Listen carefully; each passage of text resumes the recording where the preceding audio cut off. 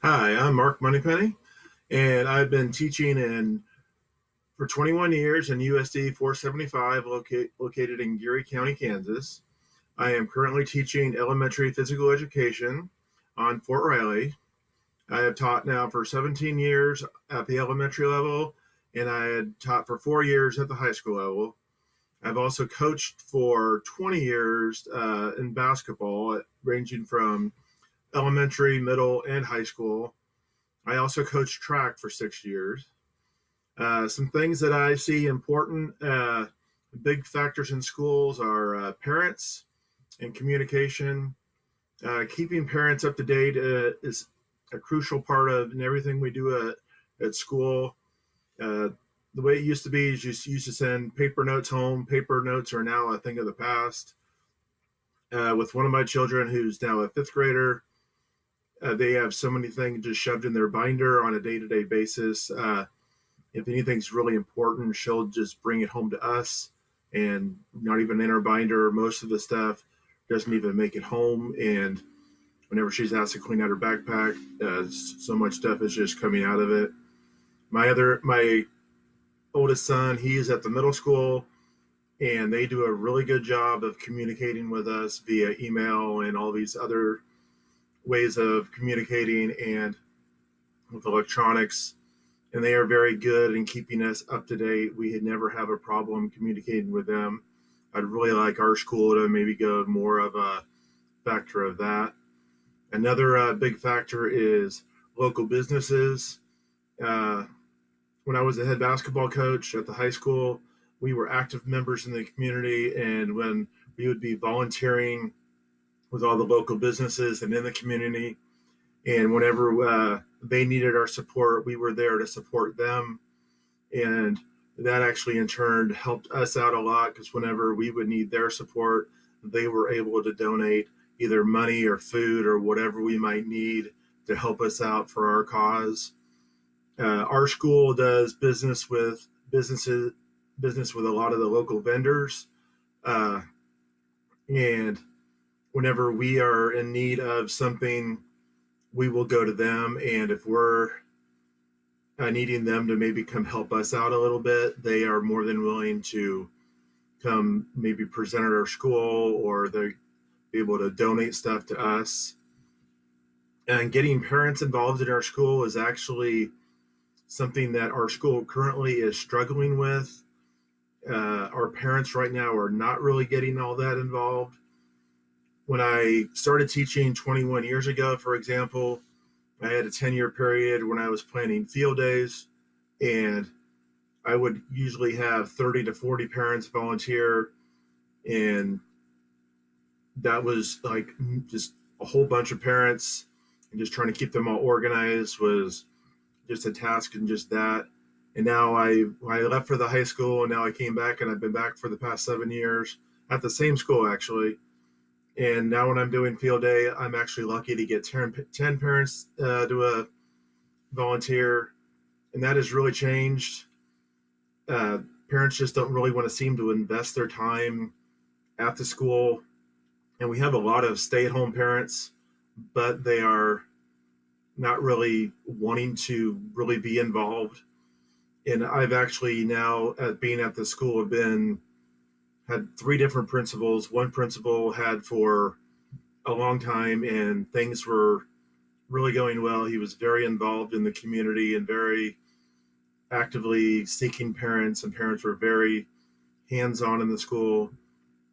We had a principal that was just at our school for 3 years, and he was a brand new principal, and parents kind of got turned away, and he wasn't actively trying to go get them to kind of help. So we kind of lost a lot of those key factors. In this current year, we have another brand new principal who's actually sharing the schools, and just having not having one principal at the school all the time, we are really struggling to have any parents there whatsoever. And communication is just a huge issue this year, where we're not actually, it seems like the teachers are having to do more of the communication with the parents on just school day-to-day happenings than we have ever had to in the past. Usually it's the principal going over certain things, just procedures and everything at the school. And now it's the teachers having to go through not only their classroom procedures and day-to-day activities and going on in the classroom, but also the other school functions where everything is just kind of falling through the cracks. So this is actually one thing I'd really just like to be able to see and be able to do, as far as be able to learn new ways to be able to get these parents to come back into the school, and what's a good way to keep them in the school. Uh, what I do in my classroom right now is I use emails and newsletters, and I communicate with parents on a regular basis using emails. I do for not only things that if I have an issue with the child, uh, every week I have a student of the week, and I will send out an email to the parent saying their child was, for each class, their child was selected for the student of the week. And each month I select a child from each class for a student of the month, where I also invite the parents into the school, and they are presented at one of our celebrations that we have every 2 weeks. Each month they are presented with a certificate, just rewarding them for being the student of the month. I also have a monthly newsletter that I used to send out via paper many years ago, but now I'm sending it out email, letting parents know what's going on in our class and anything they could possibly do if they ever wanted to come in and visit. And we have the nice program of Skyward, where it's just, I could just do one click and get the whole entire school on the email and send out a mass email to everyone.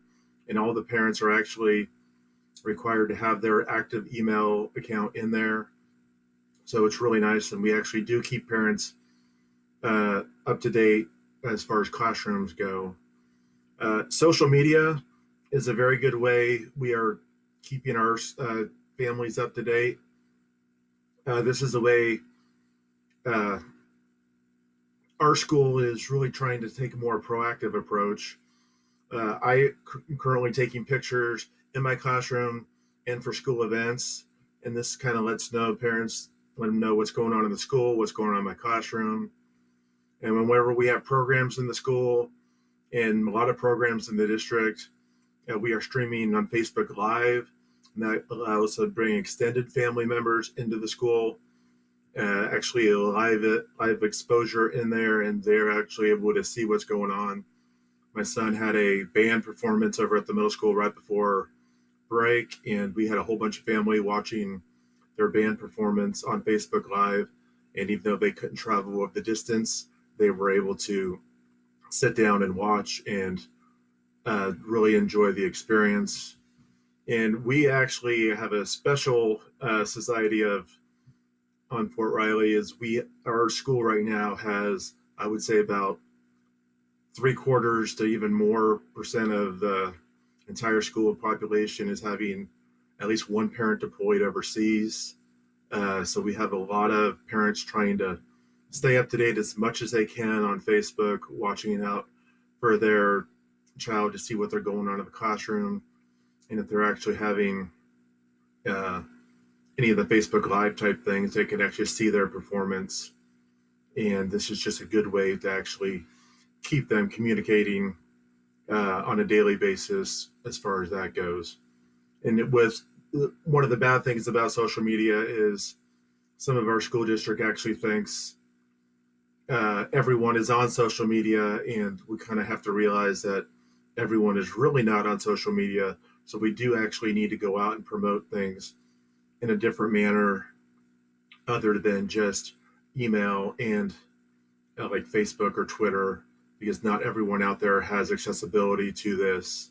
So we just need to be able to, I'd just love to have the experience of actually having more exposure to how to get the word out to the public about the schools. Thank you very much, and have a great semester.